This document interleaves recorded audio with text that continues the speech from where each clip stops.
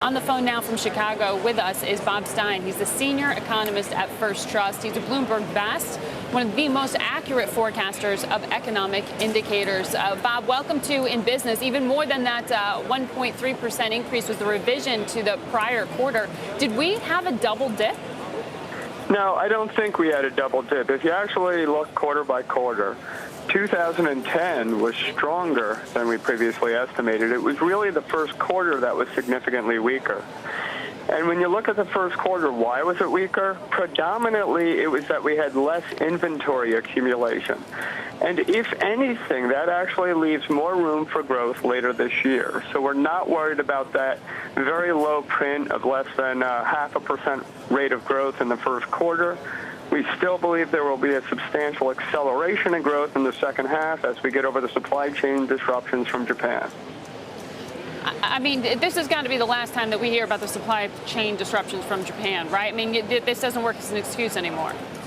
Well, you know, the supply chain disruption occurred in the second quarter, and we just got a second quarter number. So we should be hearing about it today. Now, if you're hearing about it 3 months from now, then I think we can dispose of it, and we should put an end to it. But production schedules are up for the auto sector. Production of automobiles is up in July, and we're going to see auto sales likely go up in July. So we do think that's an important factor. We heard, again, in the pharma sector, Merck cutting a substantial number of jobs, thousands. We heard this week, Credit Suisse cutting 2,000 jobs. If things are actually better than what the economic indicators are telling us, if growth really is picking up, if earnings really are to be believed, then why are we still losing jobs? Well, I do think businesses are skittish about the fixed costs of hiring and healthcare costs that might be coming down the pike. If you notice, I think payrolls have been relatively weak during this recovery, but the number of hours worked per worker has actually risen better than in the previous two recoveries. So I think companies are just taking any labor demand and giving it to the workers they already have, not hiring more. Well, given the uncertainty that's been injected by the conversation we're having day by day, moment by moment, as to what's happening in Washington, how much? I mean, can you try to quantify the psychological impact in terms of, not being willing to pull the trigger on purchases, on building up inventory, on creating a job right now?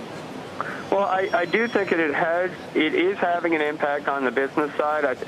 Anecdotal evidence suggests that businesses are drawing down their lines or drawing upon their lines of credit, so they have cash available in the situation that if there's some sort of problem in the Treasury market. Now, I personally don't think that's going to happen. Even if we go past the August 2nd deadline, I am absolutely confident that Treasury Secretary Geithner would pay and prioritize our debt payments before other payments.